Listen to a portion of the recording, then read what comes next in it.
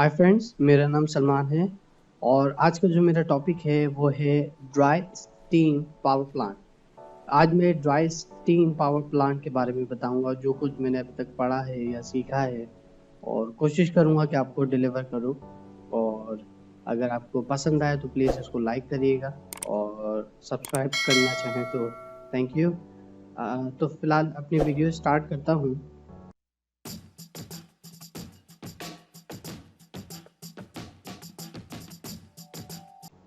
देखिए, कोई सा भी हमारे पास पावर प्लांट क्यों ना हो, हमारे को दो चीज़ें चाहिए होती है। सबसे पहला चाहिए होता है लिक्विड और फ्लूइड, जिसको हम स्टीम के अंदर कन्वर्ट कर सके, और दूसरा होता है हीट। अब हीट के ज़रिए हम पानी को ही स्टीम में कन्वर्ट करते हैं और उसको टरबाइन पे हिट करवाते हैं। तो अब जियोथर्मल पावर प्लांट में हमारे को तीसरी चीज़ भी जो है वो एक दरपेश होती है या फिर चाहिए होती है, वो होती है परमिएबिलिटी। परमिएबिलिटी क्या चीज़ होती है, इसको समझने के लिए मैं आपको एक छोटी सी मिसाल देता हूँ। मिसाल के तौर पे आपके हाथ में एक छन्नी है, उसमें आप मिट्टी डाल दें और उसमें एक गिलास पानी डालें ऊपर से, और नीचे से आप दूसरे गिलास में पानी भरेंगे तो 100% उसके अंदर पानी नहीं आएगा। मतलब कि अगर एक गिलास डाला है तो एक गिलास पूरा पानी उसमें वापसी नहीं आएगा दूसरे गिलास में। क्यों? क्योंकि आपको पता है कि मिट्टी के अंदर एक सलाहियत होती है कि वो अपने अंदर पानी को जो है वो जज्ब कर लेती है, ठीक है, जिसे हम कहते हैं परमिएबिलिटी। ठीक है, अब इसी तरीके से ज़मीन के अंदर भी होता है। जब ज़मीन के अंदर जिस तरीके से हमारे कुएं होते हैं, हम देखते हैं यार एक अरसे में भरा हुआ है, लेकिन जब हम कुआं इस्तेमाल कर लेते हैं तो पानी ख़त्म हो जाता है। तो फिर हम क्या करते हैं, उस कुएं को और गहरा करते हैं। जब हम उस कुएं को गहरा करते हैं तो उसमें से मट्टी और पत्थर निकलते हैं, ठीक है। अब इसी तरीके से जब हम जियोथर्मल फील्ड के अंदर अगर हम इस चीज़ को लेके देखें तो फिर क्या होता है कि जब स्टीम ऊपर आ रही होती है सरफेस पे, तो फिर उसमें भी जो है वो छोटे छोटे पत्थर और मिट्टी होती है। तो उन पत्थर और मिट्टी से होते हुए स्टीम जो है वो ऊपर आती है। अब इसमें कुछ सिचुएशंस होती हैं जो आगे चल के इसी वीडियो में आपको बताऊंगा। अब सबसे पहले हम ये देखते हैं कि ये ड्राई स्टीम पावर प्लांट जो कि आज का हमारा टॉपिक है, वो ये जो है सबसे पहला टाइप है जियोथर्मल पावर प्लांट का, ठीक है। अब ये काम कैसे करता है, इसका वर्किंग प्रिंसिपल क्या है? देखिए, सिंपली हम कुएं खोदते हैं, ठीक है, जहां हमें अंदेशा हो जाता है कि यहाँ पे जियोथर्मल फील्ड है और ये ज़मीन से इतनी करीब है। तो अब उसमें जिस तरह मैंने आपको प्रीवियस वीडियो में बताया था कि जियोथर्मल फील्ड जो है वो अलग अलग गहराई में होती हैं। अगर किसी को नहीं पता तो प्लीज़ वो मेरी वीडियो देख लें। इसका लिंक जो है मैं डिस्क्रिप्शन में दे दूंगा, ताकि आपको पता चल जाए कि जियोथर्मल फील्ड क्या होती है और जियोथर्मल का मतलब क्या है, ठीक है।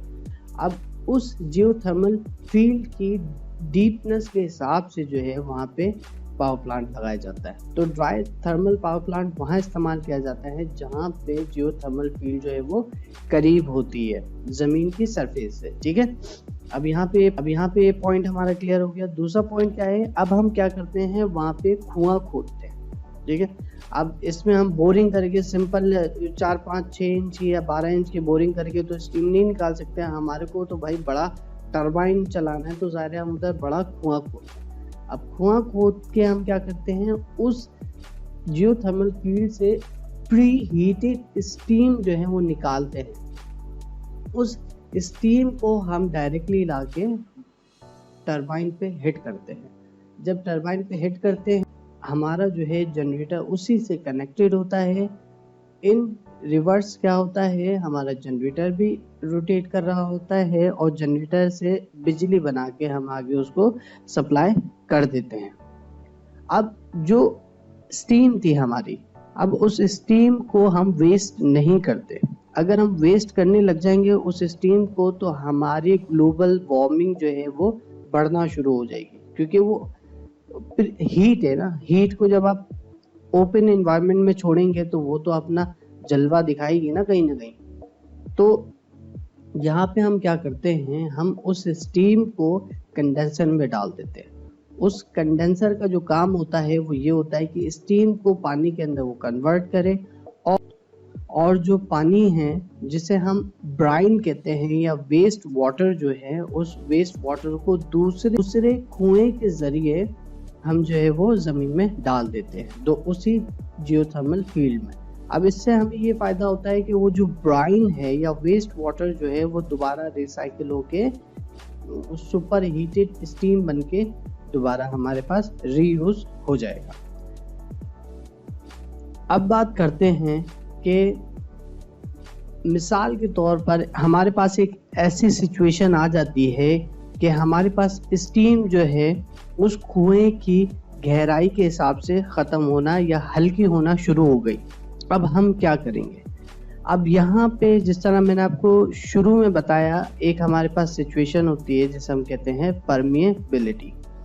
अब यहाँ पे उसकी परमिएबिलिटी बढ़ जाएगी। अब जितनी परमिएबिलिटी बढ़ेगी उतनी स्टीम हमारे पास उसका फ्लो कम होता जाएगा, ठीक है।